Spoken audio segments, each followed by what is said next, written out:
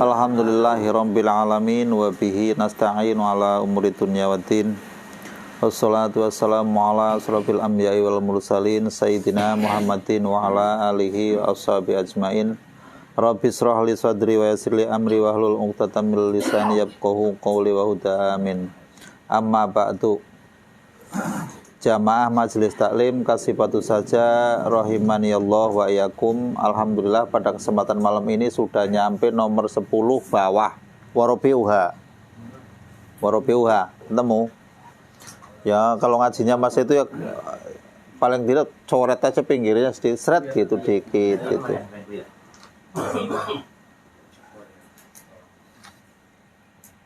Udah temu dah? Ya sambil dicari dari bawah itu sekitar 3 atau di bawah banget, di bawah sekali. Ada 3 atau 2 nomor 10.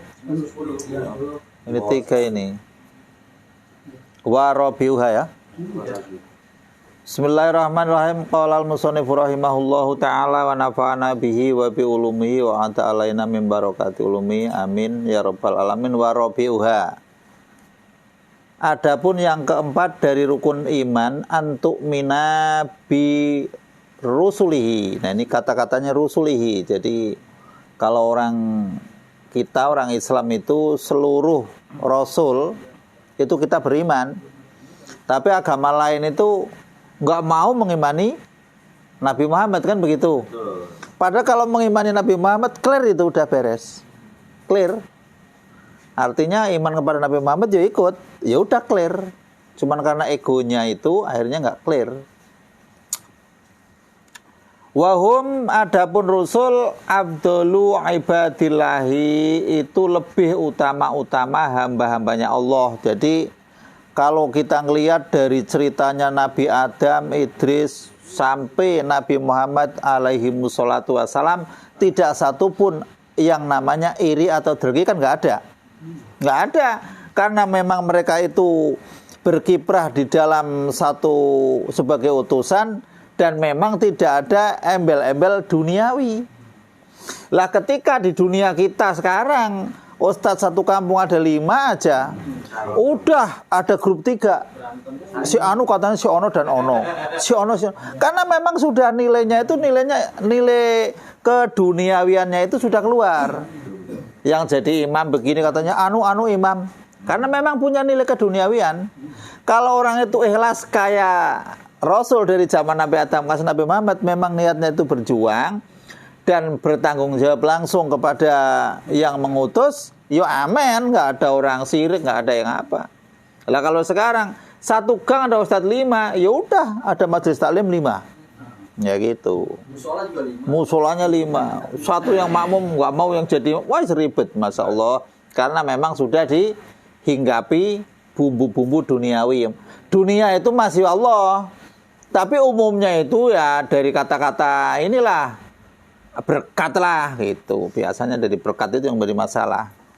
Ketika nggak ada berkatnya nggak ada yang datang. Ya gitu. Ada berkatnya ribut. Alasan halusnya apa? Fastabiqul khairat. Itu memang yang bagusnya begitu. Beristibak dalam kebagusan. Mulutnya lah, artinya wallahu alam, namanya hati kan gembrungsung biasa. Wa kulan fadolna alal alamin. Mereka masing-masing itu diunggulkan melebihi seluruh makhluk yang ada di alam. Jadi semua nabi itu pasti unggul. Tapi di antara nabi dan nabi, rasul dan rasul pasti ada yang lebih unggul. Itu sudah menjadi keputusan kodratnya dari Allah begitu. Namun ada yang ngomong janganlah semua mulia semua, janganlah. Yo, nggak bisa, yang kita sudah biasanya begitu. Bi anta taqidan Allah taala arsala lil khalqi rusulan rijalan. Jadi Allah mengutus kepada utusannya itu semua laki-laki, nggak ada perempuan kan? Nah, walaupun perempuan itu ilmunya luar biasa, pinter, bisa istilahnya jadi pilot, bisa segala macam bisa, tetap yang namanya perempuan standar agamanya adalah nukus kurang. Lo kok kurang? Nggak terima, udah kuliahnya ke luar negeri, gelarnya profesor, kok diomong kurang. Ya itu kurangnya kamu itu kayak gitu, diomongin aja udah kurang kan saya bilang. Kan lagi diomong kurang aja udah marah. Ya itu kurangnya kayak gitu. Jelas kurang. Lah kurangnya gimana? Apa ada seorang perempuan itu yang waktu puasa itu sebulan itu selesai? Nggak ada. Nggak ada. Kalau ada itu perempuan yang sudah ini udah udah inilah istilahnya udah pre. Apa ada perempuan itu jadi imam Jumatan? Nggak ada. Kalau ada berarti yang ngawur gitu kan. Terus jadi wali nikah nggak ada. Itu maksudnya imannya agamanya kurang itu begitu. Bukan berarti lebih goblok dari laki-laki, bukan. Kurang dengan goblok beda. Walaupun agamanya itu cuma separuh, tapi lebih pintar bisa jadi. Iya kan? Banyak ibu-ibu lebih pintar daripada bapak-bapaknya. Ternyata kan kasus itu yang perempuan itu kan ada perempuan yang belum sempat nikah, terus mati, berarti kan belum punya pasangan. Perempuan yang sempat nikah, tapi suaminya mati, terus nikah lagi dicerai. Berarti kan nggak sama suami ono, nggak sama suami yang ini. Beda kan. Terus perempuan yang sudah pernah nikah, tapi lakinya ahli neraka. Itu juga nggak sama lakinya itu juga kan. Jadi ada macam-macam perempuan. Jadi perempuan itu jangan khawatir ya, perempuan lah yang kayak gini ini kalau memang masih punya kadar keimanan ya dijodohkan dengan penduduk surga kan kayak gitu. Lah yang jadi masalah begini nih. Si bapaknya, kalau bapaknya yang beriman wajar ya. Ibunya beriman, lakinya itu bedung. Nah, ibunya masuk surga dulu. Saya belum punya jawabannya tapi ini. Bapaknya di neraka 500.000 tahun misalkan. Sang ibu sudah di surga, masa nganggur? Iya kan? Nah ini yang begini.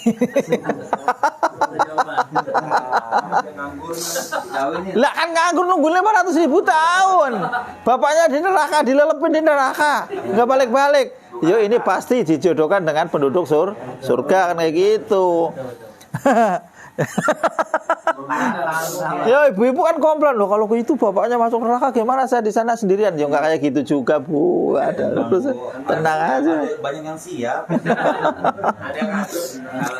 Jadi macam-macam perempuan itu macamnya aja itu kurang lebihnya begitu. Kalau yang suami istrinya itu baik-baik sudah nggak diomong lah, nggak diomong. Ini yang lakinya di neraka karena memang nggak mau ya kita nggak ngomongin sekarang ngomongin Fir'aun dan Masito kan kayak gitu ngomongnya jangan tetangga kita dicolok-colok ya enggak lah istilahnya itu kayak gitu itu bagaimana lah urusannya Masito ya urusan dijodohkan dengan penduduk surga gitu kan lah yo lakinya yo nggak tahu kemana itu masalahnya kan macam-macam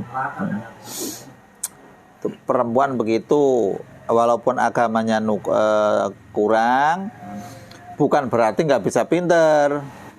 Kalau pinter yang jadi pemimpin, jadi menteri atau jadi. Kalau jadi, lah itu kalau dulu waktu pertama ngaji, kalau perempuan jadi pemimpin pokoknya nggak boleh, kan kayak gitu. Setelah dikaji, menteri itu kan pembantu. Gubernur ya pembantu. Oh gitu kan, iya kan? Karena nanti pembantu yang jadi pusatnya itu presidennya itu laki-laki dalam Islam ini ya itu ya boleh kan kayak gitu. Boleh perempuan. Boleh gubernur boleh. Jangan atasnya dia ya. Walaupun wakilnya laki-laki, gubernurnya perempuan, tapi gubernur itu kan pembantu dari, iya kan, kepanjangan dari pusat kan kayak gitu. Lah kalau ada perempuan nyalon presiden, laki nyalon presiden kok yang jadi perempuan ya Indonesia itu udah belencong semua. Baru itu saya berani ngomong. Kalau sampai yang jadi perempuan, ya Indonesia udah belencong semua orangnya. Lah iyalah. Masa Islam katanya paling tinggi segala macam kayak gitu sampai jadi ya. Kalau wakil ya masih itulah gubernur apa wajar presiden.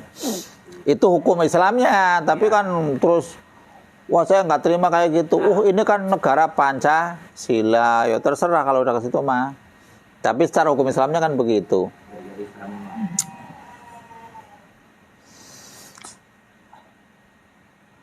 Awaluhum Adam wa khatimuhum wa abduluhum Sayyiduna Muhammadin sallallahu alaihi wasallam. Lah ini dalam keterangan yang lalu itu barang siapa yang menulis sholawat pada satu kitab, selagi kitab itu masih berguna, masih dimanfaatkan, maka malaikat akan mendoakan selama tulisan itu masih ada. Jadi kalau punya kitab, tulisin sholawat sendirilah satu andil gitu kan, setidaknya kan kayak gitu. Atau apa kitab yang apa, tulis saja. Jadi malaikat ikut andil mendoakan. Kalau kita misalkan banyak dosa, istighfar, itu kan kita minta maaf langsung kepada Allah. Ketika kita itu sudah istighfar, banyak-banyaklah sholawat. Kalau sholawat itu yang mintakan kan malaikat juga kan. Nah itu lebih canggih kan. Kita minta sendiri kadang-kadang kan perasaannya gua rumit bener lah, banyak dosa segala macam. Tapi jangan, manusia itu nggak boleh begitu. Orang itu nggak boleh berpedoman pada yang namanya amal. Kalau saya itu berbuat baik, maka saya itu bersih. Itu nggak boleh begitu, nggak boleh. Terus kalau saya badung, terus kayaknya saya nggak diurusin Allah, itu jangan kayak gitu. Nggak boleh. Jadi kalau dalam kitab Hikam itu ada orang yang mengandalkan diri dengan amalnya. Artinya ketika kita berbuat bagus, orang-orang bagus itu, kayaknya kalau saya berdoa dikasih nih. Kalau dia berbuat jelek, rasanya saya itu lagi kotor, kayaknya kalau berdoa dicuekin. Itu nggak boleh begitu, nggak boleh. Benar-benar nggak boleh. Kalau itu dikerjakan, orang itu kelasnya baru kelas orang ta'abud, artinya ahli ibadah doang. Kalau orang-orang yang merasa memang itu hamba Allah yang sesungguhnya, bajingankah, malingkah, copetkah, semua itu kan diurusin sama Allah. Cuman kan orang itu kalau merasa salah kadang-kadang kan ada istilahnya adab gimana gitu ya. Istilahnya istighfar apa-apa gitu ya. Jangan istilahnya terus, wah ini saya kayaknya banyak dosa, kayaknya udah dicuekin, berdoa juga nggak mungkin dikabul. Itu yang namanya orang yang sudah putus asa. Itu katanya lebih dosa dari dosa yang lebih gede.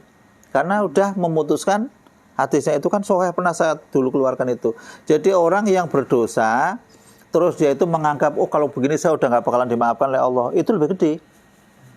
Karena yang namanya dalam satu hadis itu pernah ada dua orang pembunuh yang dibunuh dan yang membunuh. Kan kalau orang muslim kan dua-duanya masuk neraka. Ini ada hadis yang menerangkan yang dibunuh, yang membunuh kok bisa masuk surga semua. Allah itu gembira terhadap itu, ketawa terhadap ada dua orang yang saling membunuh, yang membunuh kok dua-duanya, yang dibunuh dan yang membunuh kok masuk surga. Setelah dicek hadisnya, waktu itu ada seorang kafir perang sama orang Islam. Si kafir itu membunuh sama si muslim tadi. Si muslim mati. Masuklah muslim ke surga. Sebelum si kafir itu mati sudah tobat masuk Islam. Masuk akal hadisnya, benar. Setelah dicek, kalau pahamnya masa membunuh sama yang dibunuh kok masuk surga, yang ada masuk neraka dua-duanya. Karena yang satu itu getek pingin bunuh, karena keduluan sama yang terbunuh, jadinya kan kebunuh duluan kan. Yaitu dua-duanya masuk neraka. Kalau yang hadis itu masuk surga dua-duanya. Jadi orang rupanya itu ya, amalan-amalan itu jangan sampai karena memang banyak dosa terus merasa bahwa tidak diperhatikan oleh Allah. Kita berpedoman begini aja dah. Sesungguhnya rahmatmu itu lebih luas daripada amal-amalku. Ya gitu kan? Ya Allah Gusti, sesungguhnya rahmatmu itu lebih luas daripada amal-amalku. Jadi amal saya yang kayak begini-begini itu kan hanya sebagai ibadah biasalah. Enggak spesial yang mesti masukin surga kan enggak. Enggak ngepek sama Allah. Mau nambah enggak nambah. Cuman kita sebagai hamba sudah diciptakan kalau kamu itu, kalau subuh itu suruh sholat subuh. Kalau sudah waktunya duhur, sholat duhur. Loh lah saya kalau enggak sempat sholat duha, enggak apa-apa kalau enggak sempat. Asar-asar, yang penting wajibnya beresin dulu. Ketika itu sudah diberesin, kok kamu memperbanyak sunnah segala macam atau zikir pada Allah. Ada keterangan kata orang sufi, orang yang zikir pada Allah itu lebih bagus daripada orang yang ahli sedekah dan ahli ibadah. Ahli ibadah padahal, tapi yang ibadahnya itu enggak masuk dalam hati. Kalau orang dzikir Allah itu ketika kita menemukan sesuatu yang berkaitan dengan, contohnya kita itu mendapatkan musibah. Kalau yang gampang kan ngomongnya innalillahi wa inna ilaihi rajiun. Allahumma ajirni fi musibati wa ahlib li khairon minha, kan kayak begitu. Tapi ada kalangan seorang sufi mengatakan ketemu musibah itu alhamdulillahirabbil alamin, saya masih diuji sama Allah. Lah kalau kita kan, ya Allah jauhkanlah ujian dari berbagai macam ujian, kan begitu. Ya doanya orang kelas kita. Melihat hal-hal yang kelihatannya rumit itu kayaknya nggak tahan. Jadi doanya itu pingin dijauhkan dari bala. Tapi kalau orang sufi itu justru pingin ketemu bala. Karena kalau orang sufi itu ketemu bala itu malah mendekatnya Allah itu lebih tajam. Kalau kita ketemu bala, ngenes, banyak duit, nggak ingat, kayak gitu kan. Segitunya Allah tetap masih mengharap selagi masih mengucapkan la ilaha illallah Muhammadur Rasulullah, ibadah ala kadarnya saja, yang penting wajibnya diberesin, tetap surga masih menunggu. Adapun dihajar, ya Allah lah, urusan masing-masing itu mah. Jangan lapor saya kalau dihajar mah. Urusan masing-masing. Tapi semua yang mengucapkan la ilaha illallah dan tidak menyekutukan pada Allah, yakin masih ada harapan masuk surga itu, masih ada. Cuman orang itu bagaimana supaya kita itu menjaga kalimat tauhid yang berbobot. Karena kalimat tauhid itu ada yang kalimat tauhid kosong. Kosong itu ketika kita mengucapkan la ilaha illallah, tahlil la ilaha illallah, kita melihat orang yang setengah telanjang itu masih la ilaha illallah itu sampai matanya tetap ngikutin. Hatinya kan kosong.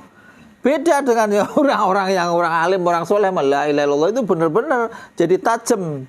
Dzikir lesan, dzikir qalb, dzikir arkan, sampai ke anggota badan. Kan ada yang dzikir yang sampai goyang-goyang itu ya. Itu semua itu nggak apa-apa. Sahabat juga begitu dulu. Jadi kata agama Islam yang kampung sebelah itu katanya, wah itu bid'ah, itu tuh nggak pernah Nabi itu, wah kebanyakan bid'ah karena dia baca kitabnya kurang. Itu ada di kitab keterangan para sahabat ada. Jadi sampai ibarat pohon kena angin itu, dzikirnya itu goyang-goyang. Sahabat itu. Jadi kalau orang tahlil sampai galang-galang kepala boleh. Wong galangnya sambil ngantuk kok. Hebat orang tahlil mah. Ngantuknya tetap kuat, heran. Waktu dari rumah mah bener kenceng mau tahlil. Bulan di sana mah ngantuk sampai imamnya selesai bagi berkat baru bangun. Heran saya mah, hampir semua itu. Jadi rupanya itu setan itu nggak seneng kalau ada orang tahlil mah. Belakang.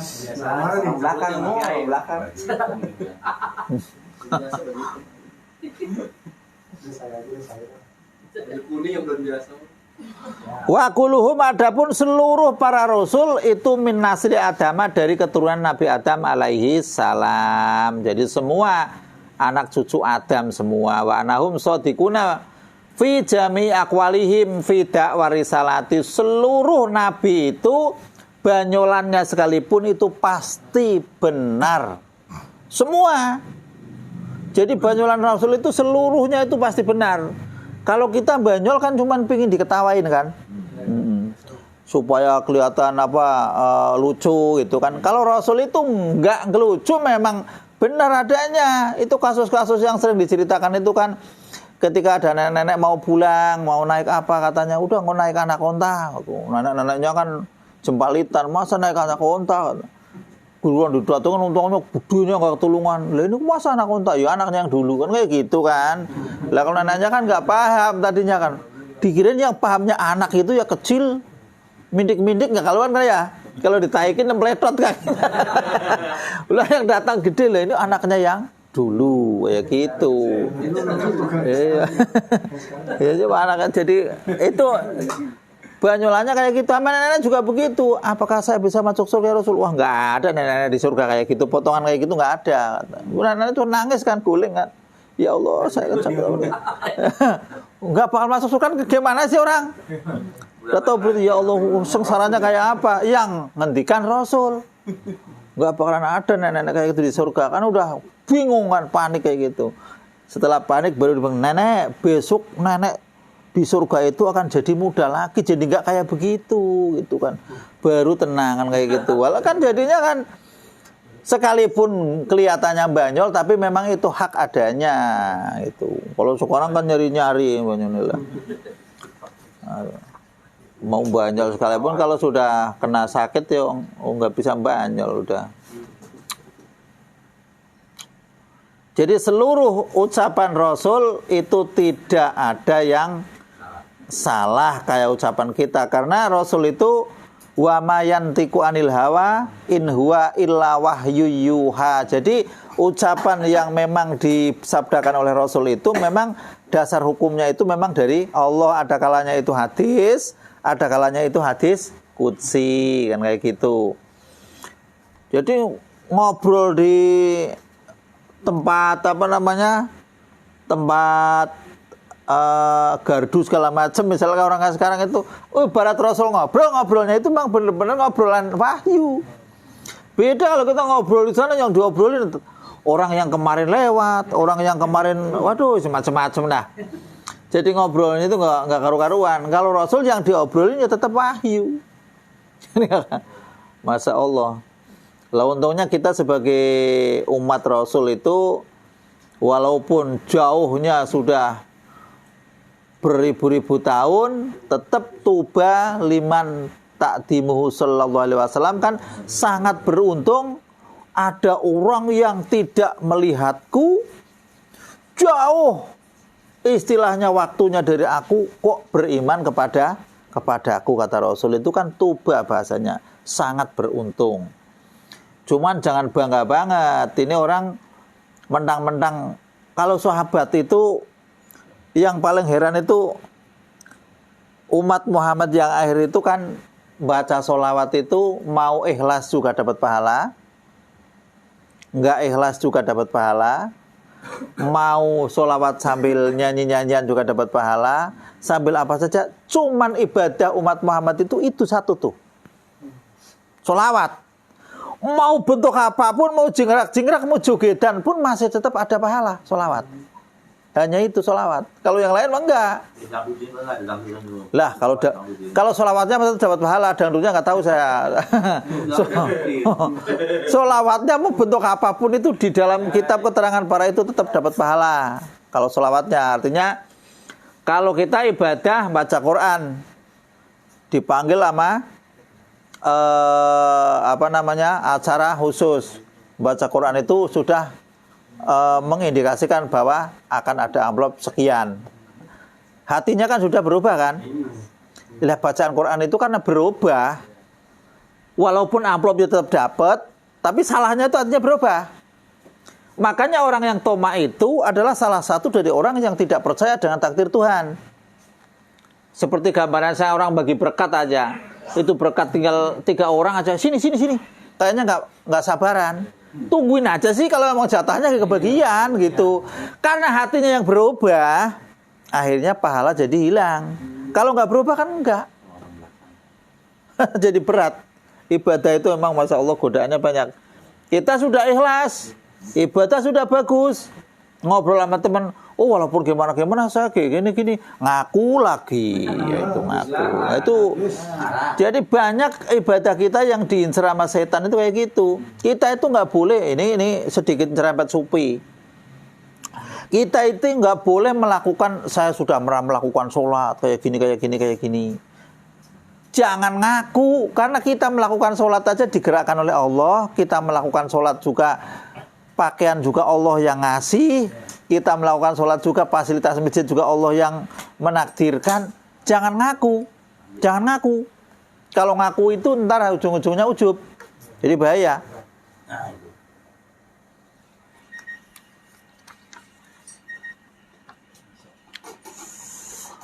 Wa fima balahuhu anillahi ta'ala wa fi kalamihim.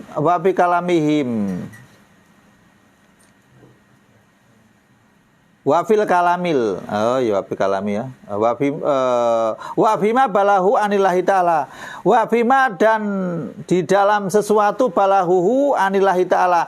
Seluruh apa yang disampaikan itu pasti datangnya dari Allah. Walaupun dalam kasusnya itu kayak Nabi Daud, istilahnya gampangnya orang ngomong kayak mau merebut istrinya prajurit dari Urea tadi, yang Urea waktu itu sebagai prajurit, si Nabi Dawud waktu itu ngejar burung ke sendang itu melihat seorang perempuan yang mandi di sendang itu rambutnya panjang. Setelah pulang ke rumah nggak bisa tidur. Itu Nabi, Pak. Nabi melihat orang yang rambutnya terurai panjang mandi di sendang, sempet nggak bisa tidur. Kebayang. Dulu, ini ceritanya nih, dulu itu Nabi Dawud itu pingin, ya Allah kenapa saya nggak dicoba-coba sih kayak nabi-nabi lain supaya derajatnya naik itu. Hei Dawud, tolong ingat-ingat hari ini tanggal ini tahun ini ya. Lupa. Dulu lama banget lupa kan. Dilihatin itu doang. Ya perasaan kan, rasanya wong Nabi nggak mungkin lah terpincut sama perempuan, apalagi udah punya suami. Setelah nggak bisa tidur, besoknya ditanyain ke situ lagi, ternyata wahai Tuan Dawud, itu suaminya kan jadi prajurit, lagi ikut perang. Wah anak buah ini aneh. Kasih surat aja suruh megang bendera. Wahnya dikasih surat kepada komandannya, kepada yang terhormat, komandan, bahwa si Urea ini disuruh pegang bendera dengan pikiran supaya perang di depan mati duluan ya. Nah itu walaupun kayak gitu, itu memang sudah disyariatkan dari Allah akan mempunyai keturunan yang namanya Nabi Sulaiman gitu. Jangan dianggap wah Nabi kok celengean kayak gitu. Ya enggak lah, Nabi kok celengean. Ya enggak kayak gitu. Itu semeluruh kayak Nabi Adam. Nabi Adam makan buah huldi. Makanya Nabi Adam pesan sama anak cucunya, wahai anak cucuku, kalau kamu mau berbuat sesuatu tolong pikir-pikir dulu. Kan kayak gitu. Artinya sama kita.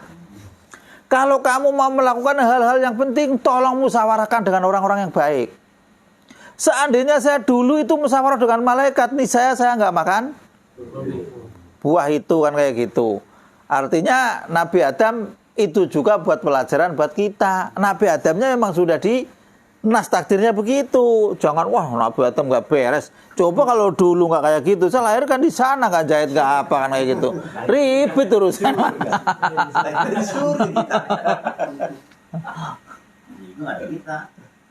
Jadi si Muslim.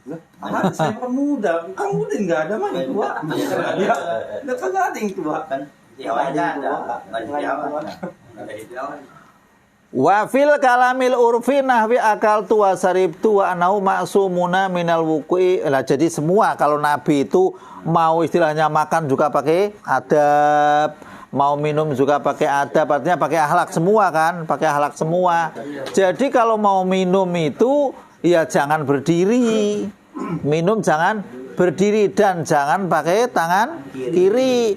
Ciri khas orang-orang yang tangan kiri, yakin itu orang-orang kafir hampir semua minumnya pakai tangan kiri. Dan itu hobinya berdiri. Lah itu namanya ashabul yamin. Ashabul yamin ya fisidri mahdud, watolhi mahdud, watili mahdud.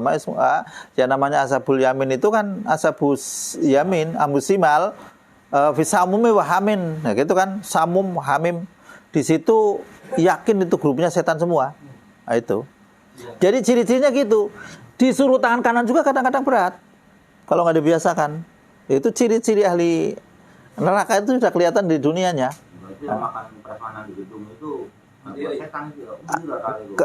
Kalau kondisi dalam fikih, ini kembali ke fikih. Kalau kondisi kita memang tidak bisa berdiri, tidak bisa duduk, dan kenyataannya di situ kok kita sudah ingin minum, ya minum berdiri ya boleh-boleh saja. Jangan untuk kebiasaan. Cuman kalau efek dari kesehatan katanya kalau terlalu sering, contohnya orang sering olahraga. Habis olahraga minum sambil berdiri, tonggak pakai tangan kiri lagi. Itu yang kena itu ginjal itu. Karena katupnya itu enggak nggak nutup apa begitu. Jadi langsung nggak ada saringan, nggak masuk saringan, langsung los. Makanya banyakan orang-orang yang ahli olahraga yang kayak gitu yang minumnya nggak duduk, banyakan ginjal itu. Ada efeknya ke situ. Oh, dengerin Bang Jai. Itu langsung berdiri dengan itu di lapangan. Jauh amat tuh Peter Ronaldo. Iya, kan orang ada dapat. Itu bola kecapean minum di lapangan. Tetangganya. Jangan numpang yamin. Wa annahum ma'sumuna minal wuqu'i fi muharramin aw makruhin. Jadi kalau nabi, seluruh nabi itu terjaga dari hal-hal yang haram, makruh pun tidak. Makruh pun tidak. Jadi apa yang dilakukan Rasul itu ya jelas. Kalau Rasul itu kalau makro-makro ya nggak mungkin Rasul makan bawang terus ke masjid, nggak mungkin kan? Nggak mungkin. Nggak ada pete kali sana. Jengkol adanya.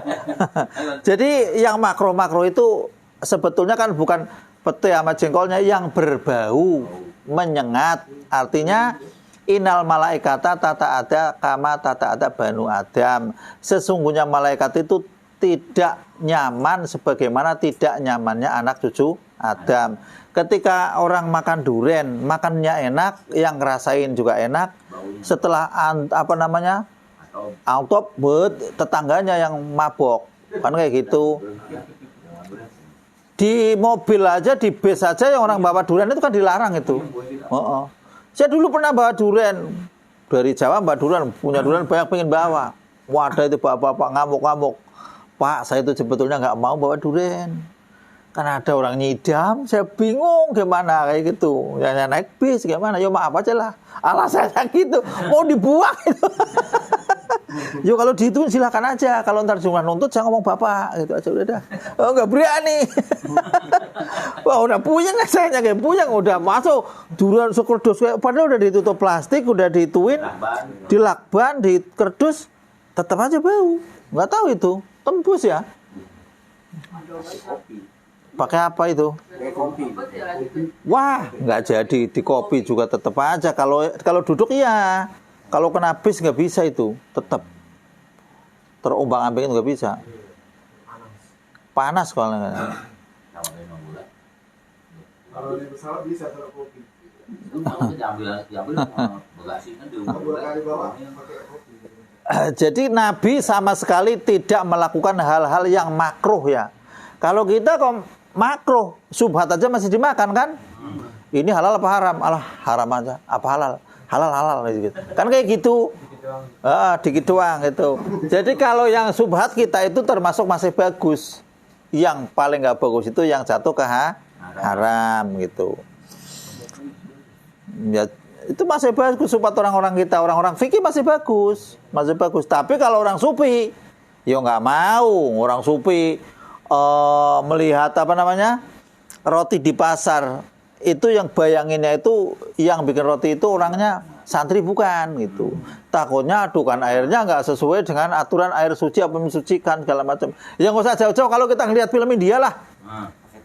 India yang ya mohon maaf India itu yang bikin kue itu kalau ngelihat itu kan ya Allah bikin ini pakai tangan gusuk bikin sambal itu ya diinjek-injek pakai kaki pakai telanjang bener orangnya bersih bener orangnya kelemek kayak gitu luntur itu tuh luntur keringatnya itu dari atas ke bawah yakin luntur ke bawah itu yakin dakinya itu dari atas ke bawah itu umum yo kita ngelihatnya aja yang makan di depannya kelihatan kayak gitu sudah nafsu jadi rada berkurang kok buat diet kan.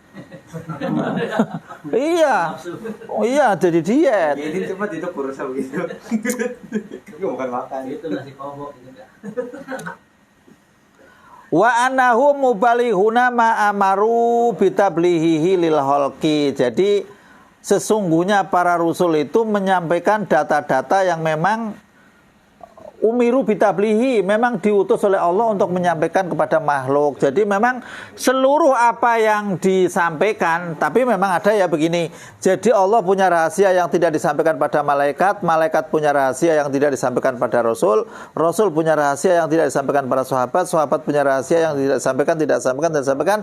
Jadi artinya masing-masing punya rahasia sendiri-sendiri yang tidak disampaikan. Ada, gua semua gelar semua, pasti ada rahasia. Lah orang kadang-kadang ngomong, seandainya mati itu jatahnya itu diperlihatkan kurang misalkan 10 tahun lagi atau kurang besok mau mati, kayaknya orang rame-rame berbondong-bondong jadi sholat ke masjid. Saya nggak percaya. Kalau itu yakin kayak gitu, itu berarti maslahat kan? Tentu udah dikasih sama Allah kayak gitu. Saya nggak percaya. Buktinya apa? Iblis itu udah tahu. Iya kan? Iblis udah tahu. Iblis juga ya nggak mau berbakti. Jadi jangan suka ngomong, seandainya dikasih tahu bahwa besok mau mati, saya mau ibadah. Itu pikiranmu sekarang. Tapi kenyataannya iblis yang sudah tahu waktu kasus Nabi Adam, ada anak yang sama di kesono kemari, sangat pusingnya. Ini anak kok lengopnya sama, gedenya sama, bentuknya sama, ciri-cirinya sama. Disuruh ngambil ono balik, hasilnya sama. Disuruh ini, pulangnya sama. Disuruh kemana-mana, hasilnya sama. Bingung ini anak Nabi Adam yang mana ini? Pusing, ditanya. Coba, siapa yang tahu surga? Yang satu, error. Nggak tahu apa-apa. Wah, yang satu, surga itu pohonnya begini-begini, di sana ada begini. Giliran dijawab kayak gitu. Yang iblis yang mana kira-kira? Yang tahu surga kan? Lah kenapa dia udah tahu surga kok nggak mau? Iya kan? Lah itu kan aneh kan kata orang. Seandainya Allah itu memberitahu bahwa besok mau mati, nisa saya mau ibadah aja terus, belum tentu. Iblis nggak, nyatanya enggak kok. Jangan sok lawan hukum kayak gitu.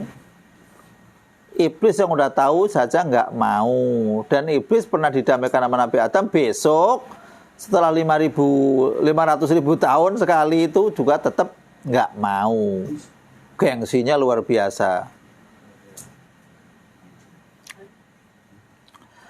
Jadi ukuran kita beriman pada ini, kita itu dianjurkan untuk mengetahui nama-nama Nabi dari Adam, Idris, Nuh, Hud, Soleh, Ibrahim, semua itu suruh itu minimal. Saya yakin kalau bapak-bapak itu sudah nggak hafal, susah bapak-bapak itu. Tapi tahulah, Yusuf, Nabi, Yunus, Nabi, paling nggak begitu. Ibrahim, Nabi. Kalau misalkan Lot Nabi, Isa Nabi, tahu Nabi gitu kan.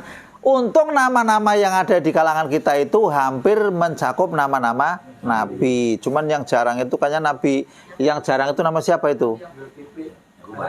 Dzulkifli banyak. Yakub juga banyak. Ayub juga ada semua. Lot kan yang susah. Isa juga banyak. Malah Muhammad Isa kan? Muhammad Isa Adam. Aduh namanya itu. Isa itu anaknya, Muhammad itu sunnahnya, Adam itu bapaknya. Binnya Adam juga sononya. Muhammad Isa Adam bin Adam.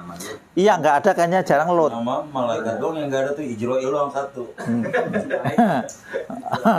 Jadi semua nama-nama dari para malaikat dan para nabi itu namanya nggak panjang-panjang, Pak. Orang kita orang bikin nama, Masya Allah, Muhammad tuh blok sampai laptopnya itu ngeblank baru ketemu. Nggak ada. Nama malaikat siapa? Jibril, Mikail, Israel kan? Satu cuman. Adam, Idris, Nuh, Hud. Yang paling panjang Dzulkifli doang. Itu pun Dzul sama Pli itu doang. Itu yang paling panjang, nggak ada namanya bla bla, nggak ada kan? Lah memang berarti kosakata besok yang dipanggil dulu mungkin itu kalau menurut ya dekat-dekat. Bisa jadi. Ini yang panjang kan itunya kan datanya kan terlalu jauh itu kan. Ya. Datanya ribet. Jadi nggak bikin anak namanya itu nggak usah panjang-panjang lah. Kalau panjang disingkat aja ABS. Gitu aja.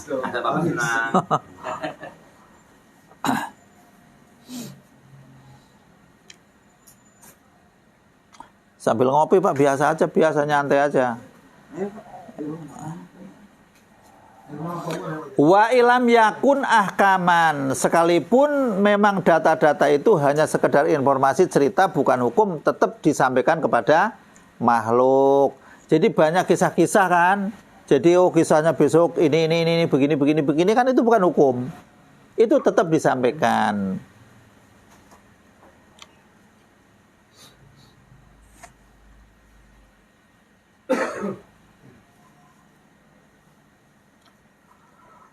Wa anahum hadibuna bihaisu yakunu fihim kudratun ala ilzamil husumi wa muhajibatihim wa ibtali da'awihim fahadi sifatul arba'at tajibul mursalin. Nah, ini mah grup-grup sifat-sifat yang grupnya ulul azmi. Wa amal anbiya'u khairul mursalin, ini enggak usah dibahas banyak-banyak lah, kalau ini mah cuman ini pengetahuan.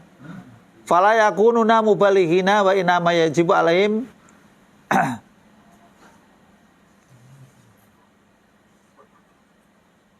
apa ini? Ya apa? Oh, enggak ada titiknya.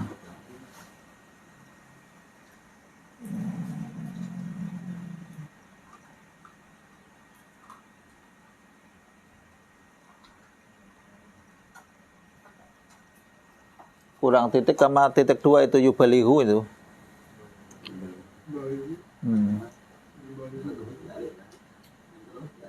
Yubalihunas enggak ketemu. Yubalihunas. Annahum ambiyaun liyah titik. Yab yubalihu ada tasinya.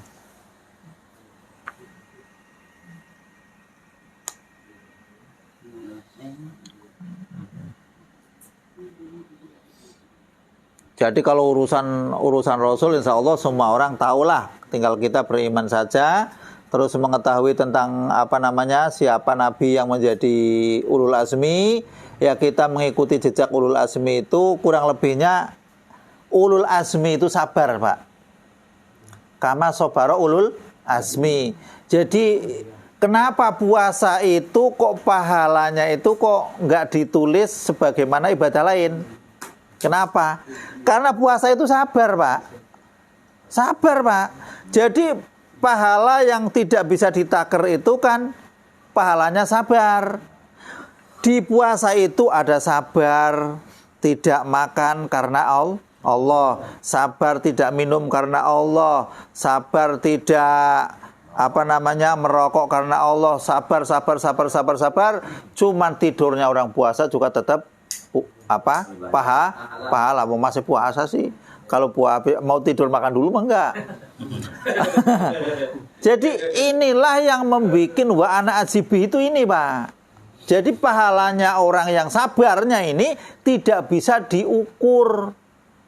Inama sabiruna ajruhum bighairi hisab. Jadi pahalanya orang yang sabar itu tidak bisa ditaker. Misalkan kalau orang melakukan sholat, pahalanya 10 kali sholat.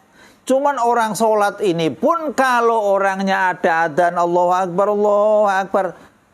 Kalau cepat-cepat datang ke masjid namanya kan sabar untuk melakukan taat. Itu pun ada nilai yang tidak dihitung di situ Pak. Jadi pahala yang gede itu pahala sabar. Jelas sabar. Jadi orang bisa mempunyai keistimewaan yang luar biasa itu pahala sabar. Tapi sabarnya orang yang kena musibah itu inda wuku'il musibati, ketika terjadi musibah. Jangan udah 3 hari ya aturan saya dulu mah nggak usah mikirin kayak gitu. Nggak boleh begitu. Ketika orang itu waktu kejadian itu nggak sabar ya tetap nggak sabar. Adapun besoknya itu sudah lama, astagfirullahaladzim saya dulu kok nggak kayak gitu. Itu namanya tobat dari kesalahan yang lalu itu. Jadi kalau yang sabar kok sabarnya kita itu kan kalau orang nggak punya duit sabarlah, nggak usah macam-macam katanya sabar. Nggak kayak gitu. Sabar itu ada sabar menghadapi musibah, sabar berbuat kebaikan itu beda-beda caranya. Kalau kita ke masjid istilahnya sabar mau melakukan kebaikan, cepet Pak. Bukan sabar ya. Sholatnya itu bukan sabar, ntar bukan. Repot itu sabar kayak gitu. Malah orang yang bahasanya itu ngende-ngende atau memperlambat perilakunya untuk melakukan jamaah supaya dapatnya di belakang, itu rahmatnya jauh. Supaya saya sholatnya di belakang aja deh. Karena sholat itu dekatnya pojok kono, saya mau di pojok aja. Yang tengah masih kosong juga biarin. Itu orang memang suka kayak begitu di masjid-masjid. Belakang hanya pinggir dulu. Bahaya kayak gitu. Dulu, jangan di belakang dulu, pinggir dulu. Depan AC sebulan. Depan AC sebulan. Iya. Jadi kalau orang sholat itu misalkan bisa diupayakan itu dalam seminggu sekali aja, misalkan seminggu sekali. Coba datangnya itu ketika waktu masuk adzan itu udah datang masjid lah. Nah, kalau sholat datang itu bagus banget. Adzan aja deh, adzan udah datang, bisa nyampe sholat sunnah 2 rakaat ya. Nah. Kalau rumahnya dekat mendingan di rumah sih, rumah dekat di rumah aja. Sholat sunnah 2 rakaat, ikut jamaah. Ntar sholat sunnah lagi 2 rakaat lagi badiahnya, ibarat sholatnya zuhur atau isya atau maghrib ya, maghrib. Lah kalau orang kayak gitu sudah pernah melakukan kayak gitu rasanya nyaman, itu akan naik lagi, biasanya naik lagi. Wah kayaknya kok saya nyaman. Sebenarnya kalau kita itu melakukan hal-hal yang kayak gitu itu lebih yakin, lebih khusyuk, lebih mantap. Sebetulnya Allah itu sudah menjelaskan kemarin kan, nggak usah ribet-ribet kamu mikirin rezeki, tak urusin. Janji Allah kan begitu. Cuman kadang-kadang orang itu punya rezeki sedikit buat gaya hidup belangsak. Sebenarnya rezeki itu mau sekecil apapun rezeki itu Allah udah menjamin setiap orang itu tiap hari ada jatahnya. Cukup kalau buat hidup. Sebanyak apapun rezeki kalau buat gaya hidup ya kurang. Kadang-kadang ini orang udah rezekinya dikit buat gaya hidup, ya belangsak bener. Yuk, sebenarnya kan Allah udah jamin kan, selagi orang itu mau gerak, itu kan Allah menjamin rezekinya. Kan kayak gitu. Jadi sekecil apapun rezeki yang didapat itu pasti akan mencukupi. Cukup. Saya ngomong cukup ya. Cukup itu buat ibadah, masih bisa gerak, buat ini gerak bisa. Karena kita itu hidupnya itu hedon, pingin gaya hidup yang neko-neko, rizkinya aja dapatnya dikit, dipaksakan jadi ngutangnya gede. Ngutang. Jadinya ibadah itu yakin kalau sudah jatuh tempo, belum bisa bayar utang. Yakin mau takbir Allahu Akbar juga pikiran Pak. Pikiran.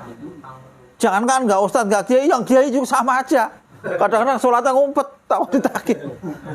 Takbir Allahu Akbar itu, ini dari mana bayar saya ini belum punya duit? Pasti begitu Pak. Itu manusia. Kalau yang ngomong saya enggak.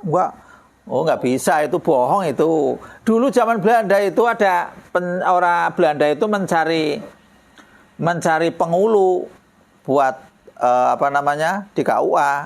Itu ngetes 2 orang itu. Yang diterima itu yang bodoh Pak, bukan yang pinter. Si pinter ini, si alim kesebutnya ditanya, coba kamu sholat, dua-duanya sholat.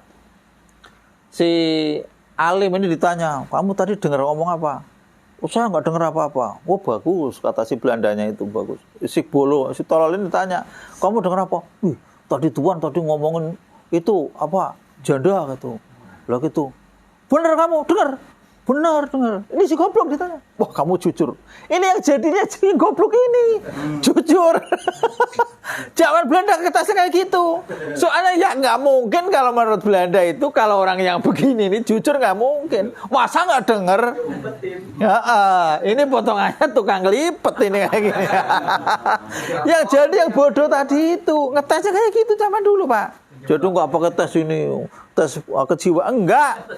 Kamu dengar apa? Tadi sih Tuhan ngomongin janda, katanya ada buah henol segala macam. Dengar semua, dengar. Wah, berarti kamu enggak usah sholatnya. Wong Tuhan ngomong di sebelah saya. Kan malah yang jadi itu. Makanya jangan kejebak itu kalau orang-orang yang ekstrim kan kayak gitu kan tes nggak ribet-ribet lah. Nggak neko-neko dari mana ijazahnya segala macam. Enggak kalau zaman dulu mah.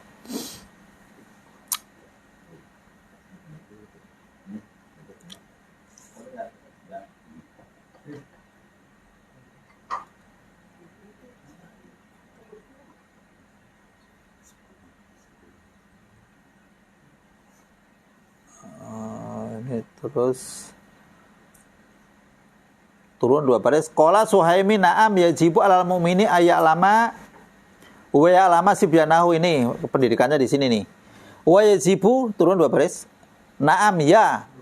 Yajibu wajib alal mu'mini atas semua orang mukmin apa yang wajib ayya lama wa ya lama sibyanahu. Jadi wanisa'ahu ini ya. Jadi wajib bagi bapak-bapak itu mengetahui nama-nama nabi itu wajib. Dan wajib mengajarkan pada anak-anaknya. Ini pendidikannya di sini nih. Dan istri-istrinya. Ulah pinteran anak sekarang, Pak. Sama itu. Turun 2 baris. Itu pendidikannya di sini nih. Dari tadi cerita terus nggak dapet ini masukan. Kalau ngaji kayak gini nggak ada masukan kan capek, Pak.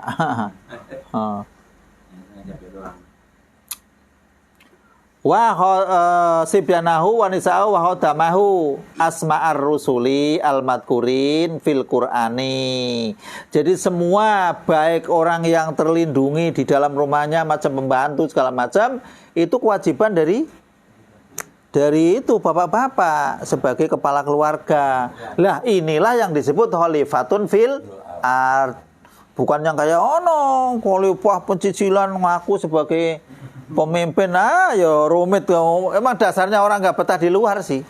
Pinginnya di kandang terus. Jadi berapa kali di kandang itu orang. Keluarin kandang lagi, memang betahnya di kandang itu. Jadi hukum setengah umur aja udah. Besok keluarin, besok tarik gitu aja udah. Jadi nggak usah mendirikan yang aneh-aneh di Indonesia lah, percuma.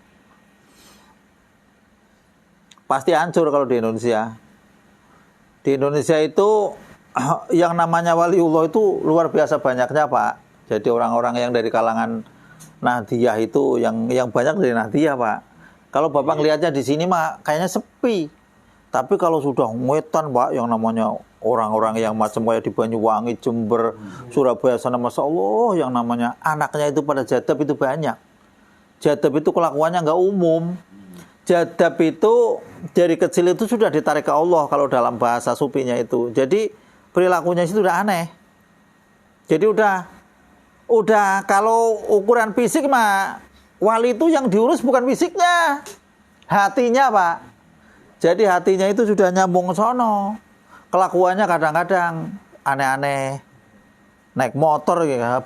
Gus itu kan pakai bensinnya dikencingin doang, kerucuk. Jalan aja kan gitu. Ya nggak tahu apa kencing benar apa nggak tahu kan. Itu kan memang pokoknya jadab itu di luar nalar kita gitu. Lah terus kalau itu katanya wah itu berarti aliran sesat yang nggak bisa. Kita nggak bisa ngukur itu. Kalau ukuran kayak gitu itu sudah di luar jangkauan fikih. Jangkauan sufi juga nggak keuber. Cuman kalau ada orang ngomong suka ngumbar kata-kata, besok tahun depan itu akan terjadi begini. Kok kejadian benar misalkan. Itu orangnya ibadah. Itu orang itu kewaliannya bocor. Kemarifatnya bocor. Itu salah itu. Punya ibarat orang yang tugas itu kena desersi itu. Salah itu, nggak boleh. Bedanya dukun dengan marifah yaitu kalau dukun belum tahu aja ngomongnya sudah tahu. Kalau orang marifah sudah tahu aja nggak berani ngomong tahu. Itu bedanya begitu. Kalau yang ngomong saya tahu bakal terjadi begini, itu jelas dukun. Itu dukun. Itu ahli ibadah. Ya ahli ibadah kan ibadahnya sendiri. Apa ibadah mesti diterima kan belum tentu. Itu yakin dukun. Jadi ucapan yang memastikan, yuk kan takdir sudah ada Pak. Kita semua itu kan sudah ada takdirnya. Di surga nerakanya kan sudah ada kan. Buktinya kapan? Waktu Rasul Isra Mi'raj kan sudah ketahuan. Oh, si Bilal kedengaran sendal tekleknya. Oh, ada perempuan itu yang masuk surganya mendahului putri Rasul itu ada. Sehingga putri Rasul itu sampai tercengangan kayak gitu. Gimana nggak tercengang? Kok ada perempuan yang masuk surganya lebih dulu dari putri Rasul? Penasaran. Datengin ke rumahnya. Assalamualaikum. Waalaikumsalam. Siapa itu? Oh, saya putri Rasul. Oh, maaf ya, saya belum izin sama suamiku. Besok lagi balik. Putri Rasul itu padahal. Balik ke rumah. Besok lagi datang Bapak Husain. Assalamualaikum. Waalaikumsalam. Siapa itu? Saya putri Rasul. Dengan siapa itu? Dengan Hasan. Hasan kalau nggak salah Hasan. Oh maaf, saya belum izin sama suamiku. Kalau dulu izinnya sama kamu doang kemarin. Balik lagi. Besok lagi bawa Husain. Nggak diizini lagi. Wah, ini jangan kejebak ini. Besok Hasan Husain bawa, jangan bawa lagi yang lain kayak gitu. Akhirnya kan masuk kan gitu. Ternyata baktinya si itu, sang perempuan itu terhadap suami luar biasa itu. Jadi surganya kan sudah ada dari dulu, sudah datanya. Terus sahabat yang informasinya masuk surga dulu juga sudah ada. Berarti kita itu sudah ada datanya di sana. Cuman kalau Nabi surganya sudah jelas, sahabat yang sudah dipastikan surganya sudah jelas, segala macam sudah jelas kan. Lah kita kan belum jelas. Makanya disuruh ngejar. Lewatnya mana? Ya lewat berbakti kepada Allah. Semoga lewat baktinya itu rahmat Allah diturunkan kepada kita. Karena Allah menyimpan rahmatnya di dalam baktinya. Dan Allah menyimpan adabnya di dalam maksiatnya. Kan kayak gitu. Allah menyimpan walinya di dalam masyarakat. Jadi nggak tahu kalau wali kok. Wah itu wali. Ngadong jalannya sambil. Ayo bukan wali. Wali itu nggak ketahuan. Ketika ketahuan rata-rata mesti meninggal. Rata-rata. Ashabul Kahfi ketika ketahuan meninggal. Wali-wali dulu macam kayak Uwais Al-Qarni, kesebutnya dalam kitab itu uqalaul majanin, orang-orang yang otaknya gila, artinya melampaui batas. Itu pun ketahuan kabur juga meninggal. Kan kayak gitu. Nggak ada wali kok, oh itu wali sono kemari. Enggak, wali makan pecel enggak ya. Wali murid. Wah, makan pecel. Yo, enggak lah kalau wali-wali itu enggak kelihatan kayak gitu. Kecuali memang ada dua, ada yang masyhur, ada yang mastur. Kalau yang masyhur itu sudah ketahuan, itu pun Syekh Abdul Qadir Jailani pada zamannya kayaknya juga enggak semasyhur sekarang kan. Setelah meninggal kayaknya baru masyhurnya luar biasa gitu. Yang masyhur ya ada yang mastur. Lah yang mastur ini yang nggak tahu Pak. Kalau yang masyhur mungkin ya umum. Tapi ya susah juga yang ngomong wali. Mbak Maimun kan ramenya kan setelah meninggal kan. Mbak Maimun kayak gitu. Ada kayak gini. Yo ada yang ngomong lagi gitu Gus Dur. Setelah meninggal baru kisah-kisah ke itunya baru diceritakan sama teman-temannya kayak gitu. Kalau yang aneh-aneh ya banyak orang kampung aneh-aneh. Orang lain pada sholat nggak sholat ya aneh. Banyak orang puasa nggak puasa. Wah aneh. Sholatlah kamu sebagaimana kamu mau mati besok. Anggaplah aja sholat terakhir. Beneran sholat sekali-kalinya doang. Terakhir. Masya Allah ini orang modar. Kuatannya kalau mau ibadah itu seolah-olah kamu mati besok. Anggap aja sholat terakhir. Beneran sholat sekali-kalinya. Terakhir. Enggak mati. Puasa terakhir. Cagem belum. Di kampung Masya Allah orang surga neraka. Jadi kalau kita ngaji, kita ibadah itu sebenarnya kalau kita sudah baca syahadat itu punya kapling gitu Pak. Kalau dalam keterangan kitab itu begitu. Udah punya kapling. Ketika kita ibadah itu naikkan derajat Pak. Kita sholat naik derajat. Kita ibadah yang lain naik derajat. Kita ibadah lain punya taman lagi, kita ibadah lagi, punya kebonan lagi kan kayak gitu. Makanya tasbih segala macam itu kan merupakan tanaman surga kan. Kayak gitu. Orang sholat dari rumah sudah wudu naik, langkahnya itu selalu menaikkan derajat. Kayak gitu, naik derajat Pak. Kalau kita sudah meyakini beriman pada Allah itu sebetulnya udah punya kapling. Sertifikatnya sudah ada. Lah, ketika kita itu ibadah itu naik derajat. Orang yang ibadahnya banyak segala macam. Loh, Rasul itu udah jamin surga. Kok ibadah terus? Itu sukron karena bersyukur kepada Allah. Itu pun nambah terus. Rahmat ademnya nambah terus.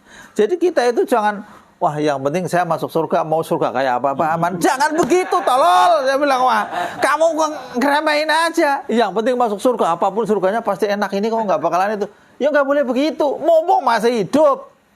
Seluruh manusia yang ada di akhirat itu seluruh mau menyesal Pak. Nyesal semua. Yang amalnya banyak juga kurang banyak. Yang tadinya ibadahnya rajin juga tetap kurang rajin. Semuanya nyesel. Karena setelah di sana itu melihat kaplingnya, ini ibadahmu yang kayak gitu aja begini. Seandainya ibadahmu kayak ono, jadi kayak begitu. Nyesel lagi. Tapi nyeselnya nyesel, istilahnya nyesel udah dapat kapling mending. Udah posisi aman. Lah orang-orang katanya, yang penting saya masuk surga lah. Nggak usah neko-neko. Wong saya ngontrak ya betah. Ya jangan begitu. Ukuran kontrakan. Jadi Masya Allah, ya, kita itu ibadah itu mencari rahmat Allah itu dengan berbagai macam cara, apapun memang kalau bisa dilakukan dengan baik, terutama dzikir jangan sampai ditinggalkan. Dzikir. Karena dzikir itu satu-satunya yang bisa memojokkan setan. Jadi kalau kita dzikir itu setan itu akan minggir. Jadi kalau kita tuh melihat sesuatu yang aneh-aneh, gila, wow, hebat, ya setannya itu terlalu ngikut terus.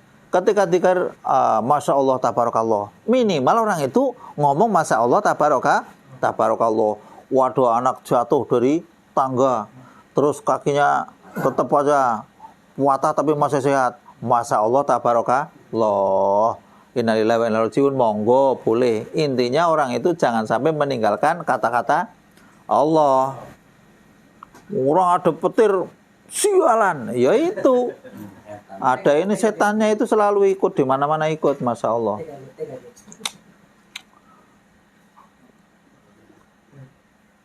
Makanya orang zikir itu posisinya itu Masya Allah ya. Malaikat itu nggak meninggalkan kita. Kalau zikir, ya kita ngaji dari rumah sudah ketahuan ngaji, niatnya ngaji udah bagus. Ketika nggak jadi ngaji karena memang sakit, itu pahala tidak dikurangi sama sekali tidak dikurangi. Lah kalau yang ikut ngaji, pahalanya nambah karena nambah ilmu segala macam kayak gitu. Makanya yang belum daftar haji, saya sarankan. Apa nabung di celengan gambar celeng? Iya kan, orang celengan gambar celeng kan? Yang gambar babi itu. Apa di gambar ayam, gambar apa, monggo aja lah.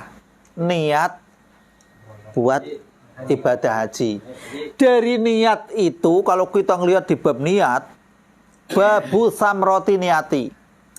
Sehingga orang-orang yang punya niat kayak gitu belum kelaksanaan, besok di akhirat itu tercengang.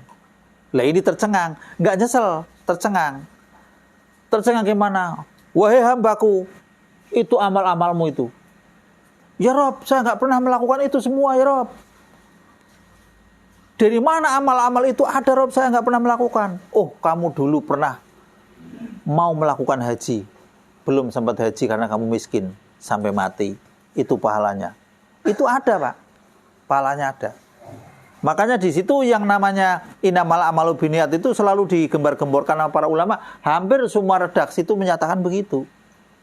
Ketika kita niat mau nyolong, kita niat mau nyolong, berarti belum dicatat jelek, baru niat nih. Ketika kita menggagalkan, nggak jadi nyolong, dicatat kebagusan. Ketika kita niat mau berbuat baik, sudah dicatat kebaikan. Kita berbuat 10 kali lipat. Umat Muhammad itu nggak ada yang rugi. Sakit, sampai sakitnya itu kepalanya pusing segala macam, yang penting sabar. Pahalanya nggak kehitung. Yang jadi masalah itu apa? Pusing. Kepala dari kemarin pusing nggak kelar-kelar. Lah itu yang jadi masalah itu. Yang jadi masalah kalau Masya Allah, tabarakallah, dirasain aja udah, biasa aja. Mau berobat monggo, tapi jangan meyakini dokternya. Nggak berobat juga boleh, asal tahan ilmunya, ya kan? Tahu ilmunya. Zaman sahabat juga banyak yang waktu itu sakit. Ada yang sahabiah itu kalau kumat, sawan celeng yang suka muma alaih itu, ayan itu, kan tersingkap auratnya. Ya Rasul, saya itu kalau penyakit saya datang itu, saya itu nggak sadar terus auratnya tersingkap. Doakanlah saya supaya sembuh. Maukah kamu besok dikasih surga kayak gini? Akhirnya nggak mau saya didoakan. Doakan saja supaya auratnya nggak tersingkap. Jadi sakitnya nggak mau didoakan supaya sembuh. Semua sahabat itu nggak ada yang mau didoakan sembuh sama Rasul, nggak mau. Biarkan saja sakitnya sampai selesai. Karena tahu posisinya di sana luar biasa. Dengan catatan sabar gitu. Lah orang miskin, al-fakiru sabiru abdullu minal ghani sakir. Orang yang miskin, orang fakir yang sabar. Fakir itu bukan berarti fakir terus, enggak. Kadang-kadang orang yang kaya juga mengalami kekurangan karena ada juga.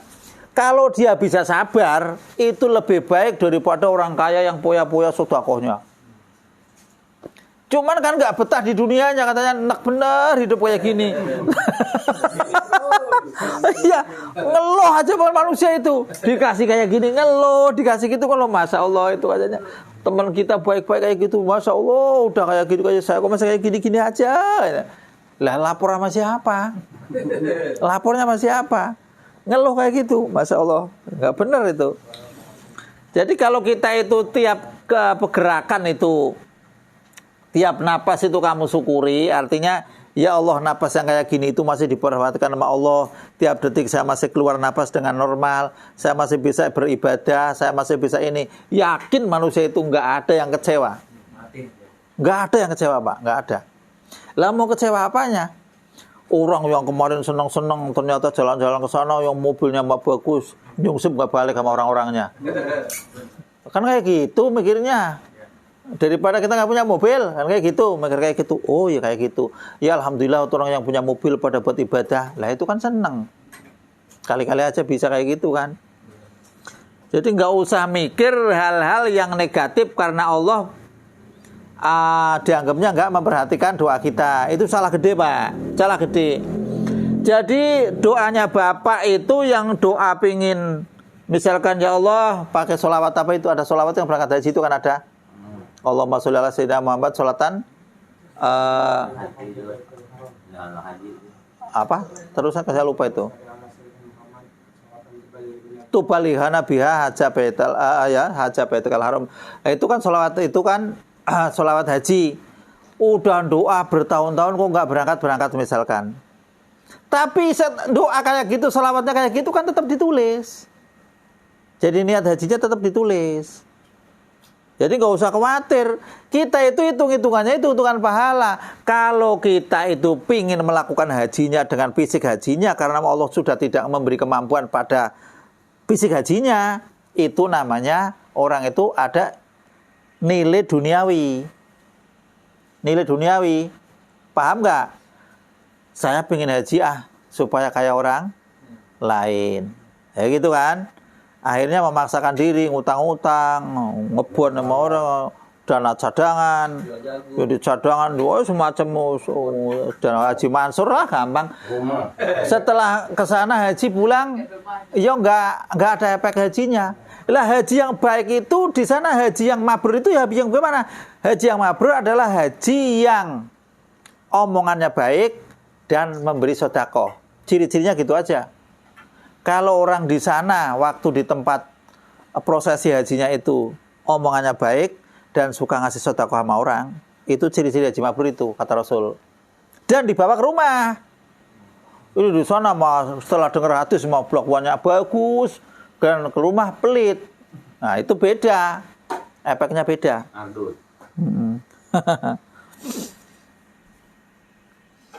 Sebetulnya kita itu nggak usah komplain, saya nggak bisa kayak yang ono, pingin amal ono segala macam. Ada keterangan hadis yang sahih. 1 rupiah itu bisa melebihi 1 miliar amal 1 rupiah. Saya itu sampai sempat buka syarah hadisnya, itu luar biasa. Jadi begini, ada si A dan si B. Si A itu punya duit 1 triliun, si A. Si B punya duit 200.000. Si A ini mendengar ada pembangunan masjid, ngamal 5 miliar, langsung plek gitu. Si B pulang, ngamal 100.000. Setelah diteliti itu, kata Rasul, masih gedean yang 100.000. Karena prosentasenya adalah separuh harta. Kalau 5 miliar kan nggak ada separuh-paruh acan. Kayak gitu. Subhanallah, sebenarnya kita itu diberi sama Allah itu, adilnya Allah di situlah. Masih komplainnya apa? Ya tetap saya juga enggak. Itu masalahnya orang itu kepuasan, Pak. Kalau udah kepuasan beda. Istilahnya orang itu, wah saya kayaknya nggak bisa kayak yang lain. Saya nggak bisa kayak itu, kayak gitu. Sahabat juga sama dulu. Ya Rasul, saya kok hidupnya miskin bener. Saya sholat, itu yang ono itu sholat. Saya puasa, yang ono puasa. Dengan yang ono sodako, saya nggak bisa sodako. Yang ono berangkat haji, saya nggak bisa berangkat haji, nggak punya apa-apa. Maukah kamu saya beri amalan yang seandainya tidak membaca ini nggak bakalan bisa melampaui baik orang yang terdahulu atau yang akan datang. Sahabat jingrak-jingrak. Setelah jingrak-jingrak dikasih amalan, bacalah subhanallah walhamdulillah wala ilaha illallah wallahu akbar. Kalau sholat berarti 33. Terus yang terakhir 34. Itu tidak mungkin bisa dilawan oleh orang yang tidak membaca kayak gitu. Setelah besok sholawat, senangnya bener itu sholat itu, senang bener. Besoknya lagi, lah yang kaya baca. Ya Rasul, yang kaya juga baca. Aduh, sedih bener. Akhirnya Rasul, ya Allah, itu sudah kanugrahan Allah yang diberikan padanya. Kan kayak gitu. Ternyata sahabat itu yang dicari bukan apa-apanya, bukan hartanya, Pak. Ibadahnya. Beda kalau kita itu pingin duit pingin nginep di villa, pingin nginep di sono, kan kayak gitu.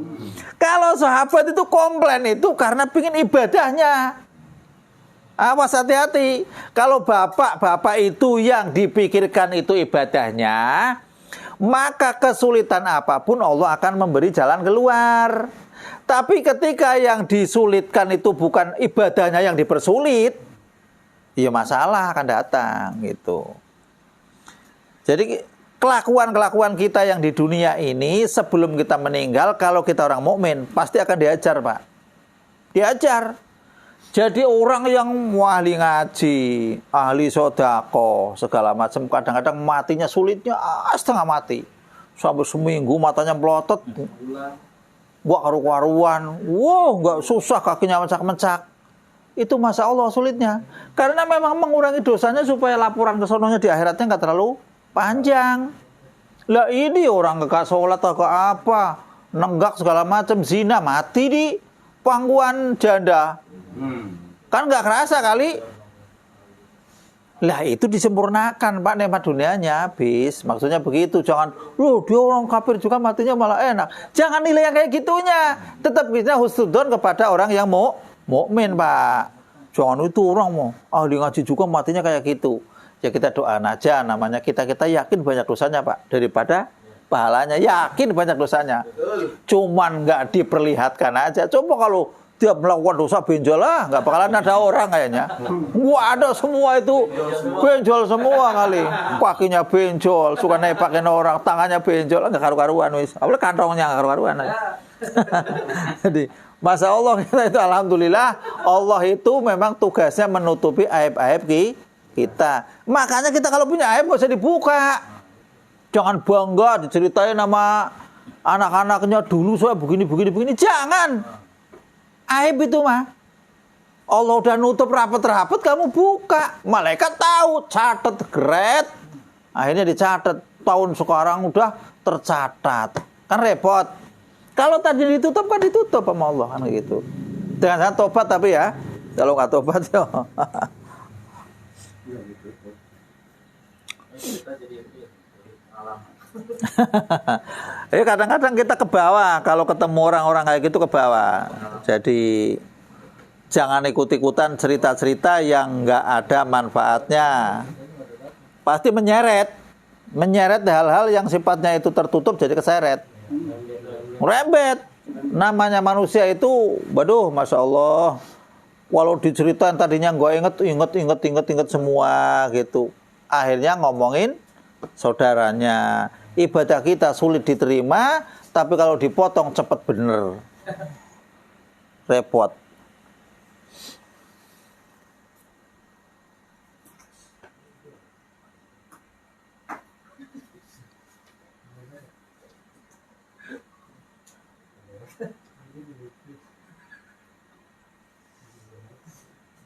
Dan ngopi lah Dan. Ngopi ya, ngopi dulu, ngopi nyantai aja. Nikah aja dari tadi. Iya, kalau mau nanya-nanya monggo aja. Sambil nyantai. Bang Jai, nanya. Belum nggak punya. Tadi ngomong mau nanya. Lupa. Ya, kalau tanya lupa ya bener. Mau nanya aja lupa. Sambil ngerokok biasa aja. Rokok. Siapa? Enggak lah. Ngopi mana? Makanya sebelum ngopi saya beli rokok. Di surga nggak ada kopi kayaknya ya? Hah? Hah? Apa juga ada orang. Nggak ada keterangannya maksudnya. Rokok enggak. Adanya anggur, Rokok ada, cuman apinya Susu ada. adanya. susu anggur. Apinya di neraka. Kopi mah nggak ada di surga, nggak ada kopi, ada susu. Ada yang dagang mana? Wajah yang dagang. Ada yang bapak mau ngopi ya nih siapa ya? Ayam. Iya, kalau kita ngaji itu sebenarnya kan paham atau nggak paham itu kan bukan urusan antara taklim muta'alim. Jadi kewajiban kita cuman ngaji. Ada ibu-ibu, bapak-bapak nanya sama anaknya, kamu mau ngaji udah 15 tahun, goblok aja le. Anaknya komplain. Benar, anaknya itu kan pernah kumpul sama saya. Bapak dari kecil kerja sampai tua kemelarat aja, miskin aja. Dibalik kayak gitu juga gak bisa jawab kan.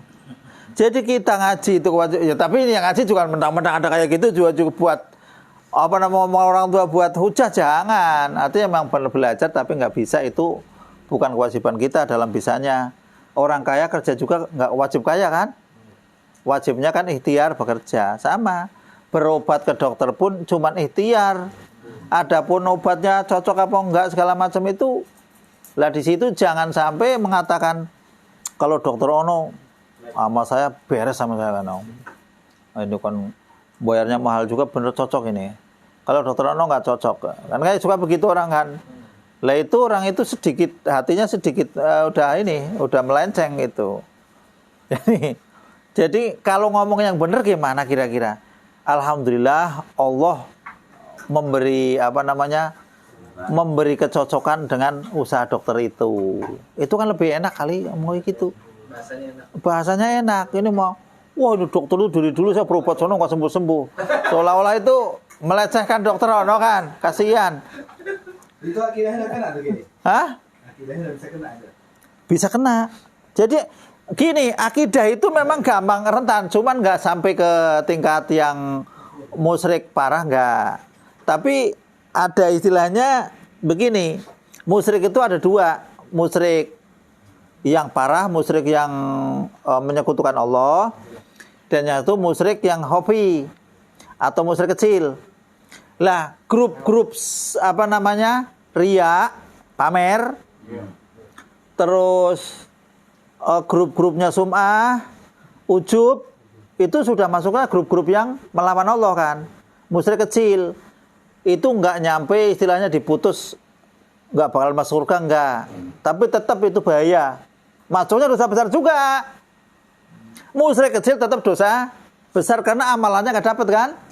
Sholat nggak dapat sholatnya, haji nggak dapat hajinya, sedekah nggak dapat sedekahnya, pahalanya maksudnya. Karena itu kena sum'ah atau riya atau ujub. Lah ketika orang itu sudah, contoh gini aja deh, sekarang ada hujan. Kalau orang-orang yang suka hitungan itu kan, oh ini ada bintang ini, bintang Beluku apa ya Pak ya? Orang yang Beluku ya, wah itu bintang Beluku udah pasti hujan gitu. Lah kalau begitu itu sudah mendekati itu. Emang Allah itu ditentukan oleh bintang Beluku. Dihitung, utak-utik pakai jagung kan. Wah kamu nikah ini tanggal ini segala macam ini. Emang Allah ditentukan nama biji jagung? Nggak bisa dong itu. Kalau ini sebagai hiburan atau seni ya monggo aja. Tapi kalau buat keyakinan, kalau kamu nggak modal begini, kamu akan mendapatkan masalah. Kalau kamu kayak gini, kamu bakal jadi begini. Itu yang membuat akidah itu rusak itu. Rusak. Dan itu kayaknya kalau yakin benar, bisa besar itu. Besar. Jadi musyrik besar. Contoh aja yang gampang, kita sebagai tani, misalkan orang tani. Itu kalau orang tani itu kadang-kadang itu sholat mah sholat, zakat mah enggak ya, zakatnya mah enggak. Itu kalau nanam padi atau nanam singkong atau nanam timun segala macam itu meyakini benar kalau enggak dipupuk enggak bakalan jadi, enggak bakalan gitu. Lah itu tuh udah akidah udah rusak itu, udah rusak. Ini gara-gara tak pupuk ini jadi bagus. Kalau nggak dipupuk nggak bakalan jadi. Lah kalau yang ngomong nggak bakalan jadi ini yakin musyriknya musyrik besar udah itu. Yakin itu. Bahaya meyakini kayak gitu. Lah akidah kayak gitu terjadi pada orang dagang juga. Karena saya berangkatnya pagi, jadi daganganku laku banyak. Saya kan orangnya bisa komunikasi bagus. Tetap aja orang gagu aja nggak bisa komunikasi laku aja. Nggak usah ngomong-ngomongnya kayak gitu. Nggak usah ngerusak. Pokoknya niatnya kita itu ibadah, kita bekerja, perkara hasil atau tidaknya itu diserahkan kepada Allah. Jadi sering-sering kita itu zikir pada Allah, jangan sampai merusak ibadah kita. Termasuk ibadah yang namanya ibadah, karena ibadah itu kan ada yang ibadah khusus, ada yang ibadah umum. Yang ibadah umum itu sempat mengerjakan umum kan. Kita niat kasab. Kalau kasab kita itu diniatkan untuk biaya anak sekolah, kita mati dalam kasab kan sabilillah istilahnya kan. Kayak orang syahid kan. Tapi kalau kita cuma kerja aja ngujar harta wis dhuwur, enggak ngurusin apa enggak segala macam, itu terjerat kepada yang namanya istijrat. Istijrat itu artinya sanastadrijuhum min haitsu la ya'lamun. Jadi cuma diulur-ulur kapan mau dihancurkan. Ciri-cirinya gampang, kalau orang itu gak ibadah, rezekinya bagus, itu istijrat gitu doang. Gampang. Loh itu orangnya tapi rajin beramal. Amal ada hitungannya. Wa may ya'mal misqala dzarratin khairan yarah, tetap jelek juga kelihatan, bagus juga kelihatan. Kalau orang kafir kalau beramal misalkan bangun masjid, madrasah segala macam itu langsung itu dagangannya itu langsung laris, Pak. Itu yakin itu. Mau janjinya begitu. Karena dia nggak punya urusan akhirat. Kalau orang-orang kayak kita ngamal, ya kita itu ujiannya lemah gede. Kadang-kadang udah ngamal banyak, malah kecolongan. Wah ini malah suudon ini orang. Gimana ini? Jangan-jangan. Jadi suudon lagi. Setelah kita suudon, ujung-ujungnya apa? Jadi malah petaka kan? Nah itu udah datang, udah makan. Ustaz, tapi kalau kita meyakinin doa, misalkan, wah gara-gara nggak baca doa ini, misalkan jagung jadi sepi nih, lupa baca doa ini. Nggak boleh tetap, nggak boleh. Iya, misalkan, Nggak boleh. wah gara-gara nggak baca doa ini, padahal kita doakan ya. Iya. Nggak boleh, tetap nggak boleh. Nggak boleh. Sebab kan yang namanya laku itu, doa itu adalah ibadah. Misalkan begini. Apa semua doa itu pasti diijabah?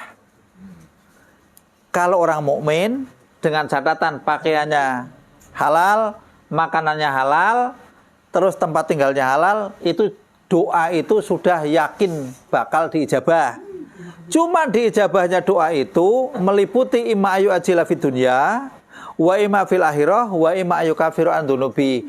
Doa itu bisa di-cash langsung di dunia, atau buat simpanan akhirat, atau untuk melebur dosa karena memang banyak dosa. Cuman kalau kita nggak berdoa terus yakin gara-gara saya nggak berdoa akhirnya nggak laku-laku. Kayaknya salah, Pak.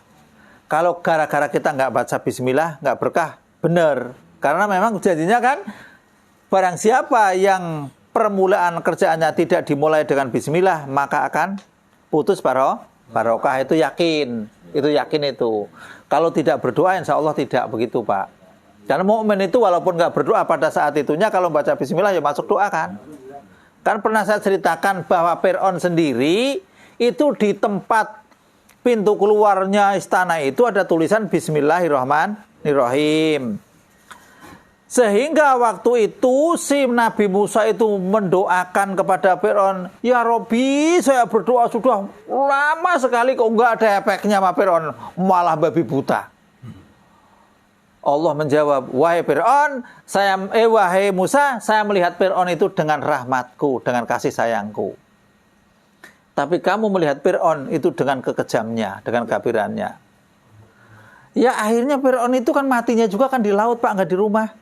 Ternyata Bismillahirrahmanirrahim itu jimat, Pak, di Fir'aun itu. Sehingga Fir'aun itu matinya juga nggak di rumah. Karena ada rahmat Allah yang tertulis Bismillahirrahmanirrahim itu, Pak. Itu sebagai jimatnya Fir'aun. Sebelum mengaku Tuhan itu. Lalu itu didoain sama Nabi Musa itu. Nggak ada ngepek-ngepeknya apa sedikit, ada apa enggak. Tetep aja malam babi buta, orang dibunuh ini kayak semaunya sendiri kayak gitu. Kan komplain Nabi Musa, "Loh aku nabi yo nabi, dongo udah lama ya Rabbi, kok enggak ada efek-efeknya sama sekali, Gusti." Kayaknya kok dilecehkan perasaan mah. Dijawab sama Allah bahwa si Fir'aun itu waktu bangun gedung itu di jalan pintu keluarnya ditulis Bismillahirrahmanirrahim. Maka saya melihat si Fir'aun itu melihat dengan rahmatnya, dengan kasih sayangnya. Adapun kamu melihat Fir'aun yang mesti kekejamannya lah. Ya makanya Fir'aun matinya kan di laut, nggak di rumah, kejar-kejaran di laut ini gitu. Jadi gitu, Pak. Di luar ya, Pak. Di luar, artinya di lautan, di laut gitu. Itu jadi sama waktu Fir'aunnya, waktu Nabi Musanya sakit perut juga begitu. Jadi Bismillah itu benar-benar, Pak. Kalau kita bacanya benar, Pak. Jadi bismillah itu ketika dibaca Bismillahirrahmanirrahimnya itu Allah itu menjaga, Pak. Cuman karena kita bacanya ya itu tadi ngomong ada yang suka zikir tapi cuman mulut doang nggak nyampe ke hati. Ada yang suka zikir di hati nggak pakai mulut, mending bagus itu. Yang bagus ya mulut, hati dan arkannya itu, Pak, jawarihnya. Ketika Nabi Musa dulu itu waktu sakit perut jempalitan gak karu-karuan dikasih wahyu oleh Allah, wahai Nabi Musa, datanglah kamu ke tempat ono, di sana ada rumput, kamu makan saja. Datang beneran makan rumput, sembuh. Karena menyebut nama Allah. Giliran sakit lagi, udah lama sakit lagi, datang sama makan rumput sampai banyak nggak sembuh-sembuh, komplain. Ya Robi lah, saya makan rumput banyak kok nggak sembuh-sembuh. Dulu makan rumput sedikit sembuh. Wahai Musa, dulu itu kamu menyebut namaku. Sekarang kamu mentang-mentang dengar informasi, langsung aja main ambil comot aja. Aku. Ternyata bismillah itu jimat yang luar biasa, Pak. Makanya tanpa bismillah kerjaan jadi nggak barokah. Tanpa bismillah kerjaan akan putus harapan. Putus barokah kan putus harapan udah. Itu. Jadi bismillah jangan main-main. Cuman karena orang itu ngomong bismillah itu mau nempeleng orang bismillahirrahmanirrahim, nempeleng orang ya jangan mau bismillah. Ini mah. Jadi bismillah itu dipakai untuk kebaikan. Mau nyolong bismillah. Enggak bekas ya. Enggak itu haram ya orang nambah dosa dua mempermainkan bismillah, dosa ngelepak orang itu. Maling atau yang santri kadang bismillahirrahmanirrahim saya mau nyolong ono bukan gak ketahuan. Ya masih berdoa namanya kayak maling santri. Itu tapi gak benar. Jadi bismillah itu jangan buat mainan, dipakai di tempat yang benar.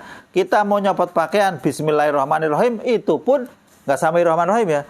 Bismillahirrahmanirrahim. Ada yang sampai begitu atau bismillahi itu doang boleh itu. Katanya si jin itu tidak bisa melihat aurat kita kan kayak gitu. Baca itu, kalau nggak baca ya kelihatan. Itu. Kita mau buka pakaian itu baca itu. Bismillahirrahmanirrahim. Jadi jin itu nggak melihat aurat kita itu. Kalau nggak baca kelihatan itu.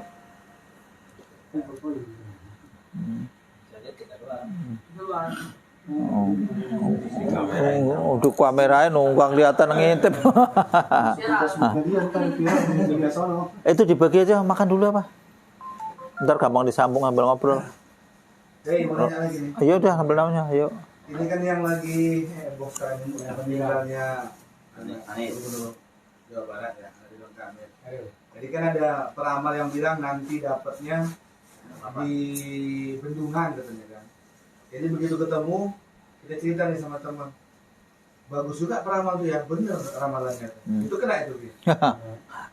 Sekalipun benar itu hanya kebenaran. Itu saya yakin nggak bakalan percaya sama kayak gitu. Yang bilang itu benar itu kena nggak? Kena, membenarkan. Jadi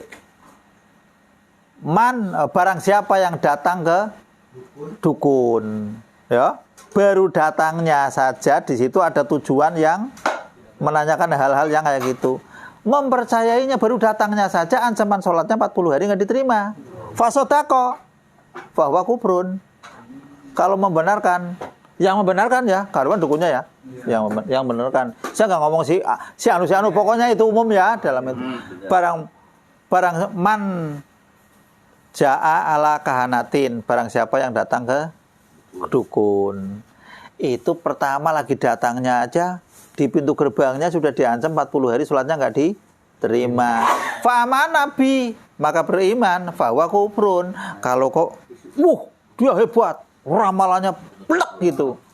Banyak tuh sekarang tuh. Nah, dari mana tahu dia ramalannya plek? Kalau si dukun ngeramal-ngeramal itu butuhnya apa? Duit bukan? Duit. Yang ngeramal aja mau punya duit nggak besok? Kan beres itu. Masalahnya nggak usah terlalu itu. Jadi kisah dukun itu kan begini. Sesungguhnya jin-jin itu mencuri pendengaran malaikat yang mendapatkan mandat dari Allah.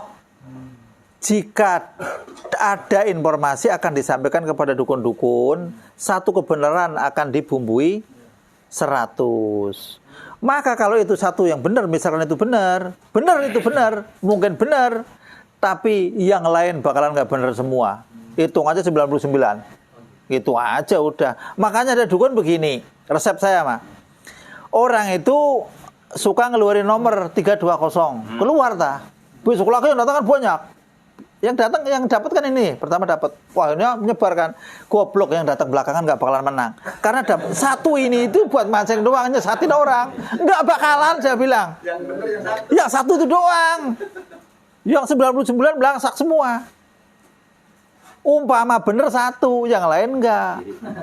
Jadi nggak usah dipercaya, udahlah. Kalau kita mau percaya, keancam, kita itu keancam akidahnya, kayak gitu. Kalau udah terlanjur berarti dah kita percaya, obatnya istighfar atau macam? Iya istighfar. Umat Muhammad itu mau nyembah berhala sampai 75 kali, jumlahnya ribuan, kalau tobat tetap diterima. Tetap diterima. Nabi Ibrahim kan waktu melihat rembulan, iya kan? Falama afalat, kolala uhibul afil. Bukan. Ternyata ini bukan Tuhanku. Matahari, ini kayaknya gede. Bukan juga. Akhirnya, kalau engkau tidak menunjukkan padaku, ya Allah, niscaya saya akan jadi orang yang jauh tersesatkan. Akhirnya kan, pencari Tuhannya. Makanya di Ibrahim itu kan agamanya agama tauhid. Kan kayak gitu. Wah, itu mati mau ngawur. Itu di kisah Nabi Ibrahim itu, kalau kita lihat dari kisahnya, proses pencarian di situ ketika beliau melihat matahari, semula dikira ini mungkin Tuhan. Ternyata begitu matahari tenggelam, bukan. Sama bulan, terus matahari lagi.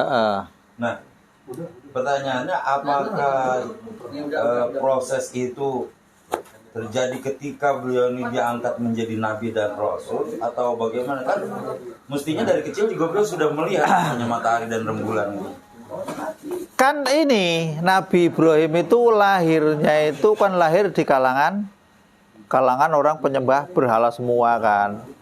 Jadi Nabi Ibrahim itu setelah punya pikiran itu kan akhirnya ini bukan Tuhan, ini bukan Tuhan, bukan Tuhan, meyakini bukan Tuhan. Tuhan itu yang mana? Sebenarnya kan begitu, dalam kisah Qur'annya kan begitu. Setelah melihat ini bukan, akhirnya menyerahkan diri kepada Tuhan. Tahu bahwa Tuhan itu pencipta kan? Ya, serahkan. Ya termasuk Nabi Ibrahim minta bukti bahwa Allah bisa menghidupkan makhluk yang sudah mati. Nabi Ibrahim itu hampir kayak spektakuler. Apa kau beriman wahai Ibrahim? Yo aku beriman, tapi lihat ma'inna qalbi supaya hatiku itu lebih tenang. Yo kalau begitu carilah burung disobek-sobek taruh di gunung, terus panggil kan kayak gitu. Akhirnya berjalan jadi satu. Ini burung ini dicacak, ini diselang-seling dengan burung mana? Itu yang tadinya sayapnya ini ke sini, sayapnya ini ke sini, enggak ketuker gitu. Hatinya jadi lihat ma'ina kolbi gitu. Tetap ya semua nabi kan prosesnya hampir begitu-begitu. Masa nabi kok sampai jengkel pergi? Nabi siapa? Yunus. Wah, jolo jengkel. Ngambek kan? Nabi ngambek kan? Oh, dikira ngambek aman, kata Allah. Enggak aman loh. Diuntal sama ikan gitu. Jadi nabi itu punya kasus semua. Nabi Daud punya kasus. Nabi Sulaiman juga punya kasus. Kasusnya itu buat buat perjalanan umatnya itu yang bagaimana itu supaya ada hikmah ke situnya. Nabi Adam itu kan kasusnya gebukin sapi dulu. Waktu nggarap sawah itu di dalam kitab itu terangkan kan, sapinya itu diam gak mau jalan, dikepruk, juder itu kan pakai itu, melotot sapinya ngobrol, ngomel juga kan. Oh Nabi Adam mau ketar-ketir, ya Robi kalau saya begini caranya saya bingung tukaran terus sapi. Ini tukaran terus ditabok, ngajak ngobrol sapinya. Wow, ribut. Akhirnya lapor ke Allah. Akhirnya sapi itu mulai itu kan dibungkam, nggak ngomong. Nggak bisa bicara umum. Dulunya ngobrol sama. Gara-gara ditabok melotot tuh. Orang terima.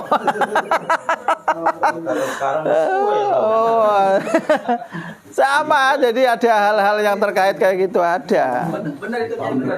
Kisahnya ada di dalam kitab, ada kok.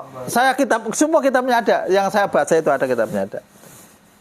Ya, termasuk kasusnya Nabi Adam mau masak itu kan ambil api dari itu kan. Latu api dari neraka terus dicelupin ke lautan, itu kisahnya nyambungnya ke situ. Habis itu memasaknya gimana? Bingung kan, dulu kan belum ada api. Jadi Nabi Adam sekarang mah ya aja udah pakai listrik. Oh, kalau dulu nggak ada apa-apa, bingung. Cepat kayaknya nyala. Wallahu a'lam bishawab. Assalamualaikum warahmatullahi wabarakatuh. Makan dulu lah.